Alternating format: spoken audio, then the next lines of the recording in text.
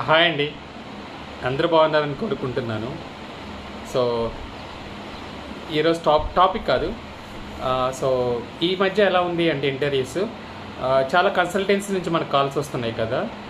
ఆ కన్సల్టెన్సీ వాళ్ళు ముందుగానే కొన్ని క్వశ్చన్లు ప్రిపేర్ చేసి క్లయింట్కి ఫార్వర్డ్ చేయకముందే ఆ క్వశ్చన్ని మనం అడిగి తర్వాత రెజ్యూమే షార్ట్ లిస్ట్ చేస్తున్నారనమాట. అది ప్యాటర్న్ ప్రజెంట్ ట్రెండింగ్. సో నిన్న ఒక క్యాండిడేట్ ఒక ఇంటర్వ్యూ కోసమని అటెండ్ అయ్యాడు అనమాట. అంటే సమ్ ఎక్స్ క్లయింట్.